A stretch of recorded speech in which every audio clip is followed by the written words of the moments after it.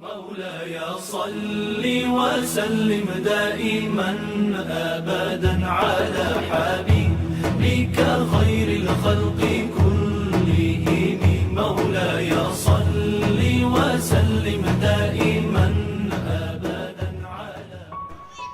Assalamualaikum warahmatullahi wabarakatuh.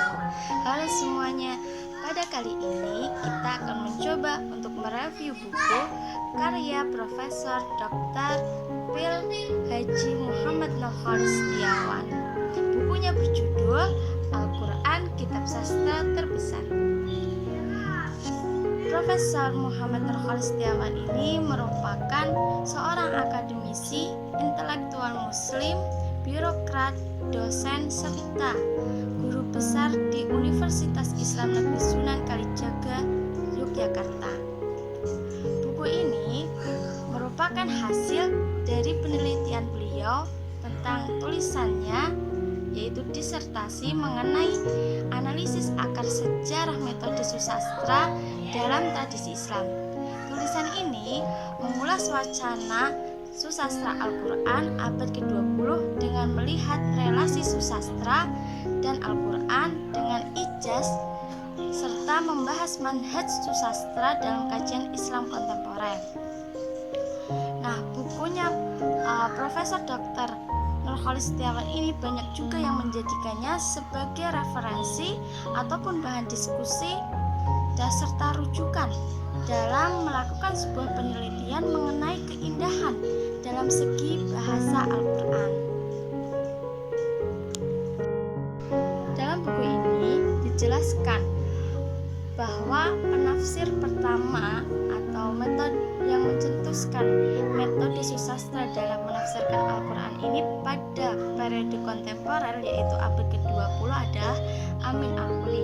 Jadi banyak sekali pembahasan mengenai penafsiran atau pemikiran-pemikiran Amin Al-Quli dan juga beberapa pendukung gagasannya.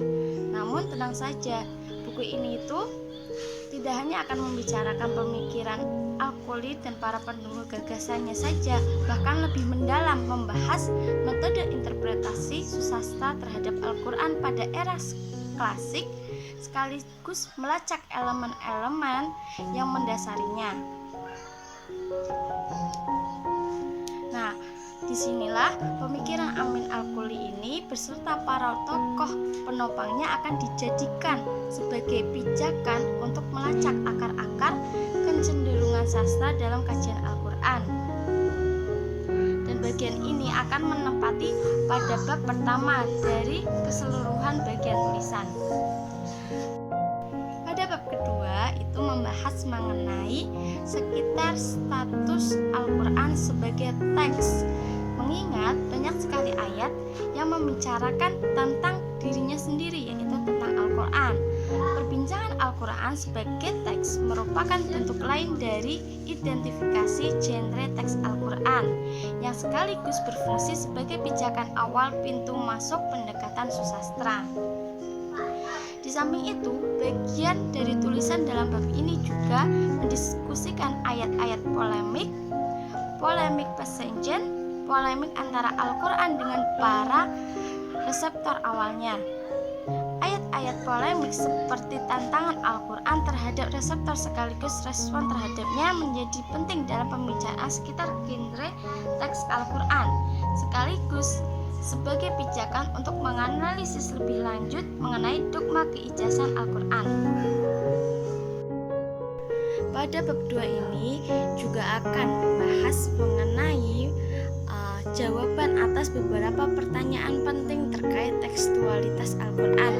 Di antaranya yaitu bagaimana Al-Quran mengidentifikasi dirinya sendiri sebagai teks dan bagaimana karakter tekstualitasnya.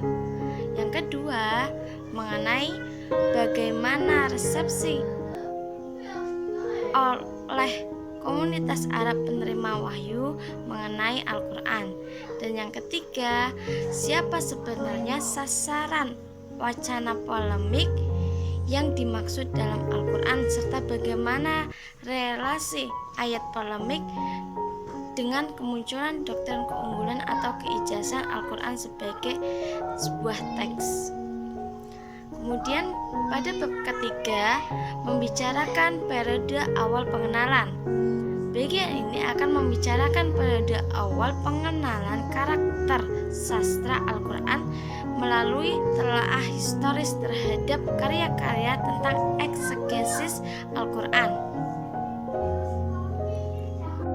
Pada bab 4 akan meneliti atau mendiskusikan elemen-elemen formatif interpretasi susastra Al-Quran serta aspek-aspek teoritisnya. Yaitu pertama, penulis menjelaskan mengenai konsep majaz sebagai elemen inti teori-teori poetis Al-Quran. Kemudian akan dianalisis adalah hubungan antara teori sastra Arab dengan interpretasi Al-Quran. Setelah itu adanya pemaparan mengenai berbagai bentuk majaz seperti isti'arah, tasbih, tamsil, kinayah dan beberapa bentuk lainnya sebagai elemen-elemen formatif tafsir susastra Al-Quran yang membantu untuk menjawab pertanyaan-pertanyaan tentang perkembangan konsep ijaz Quran dalam wilayah sastra al-ijaz al-adabi.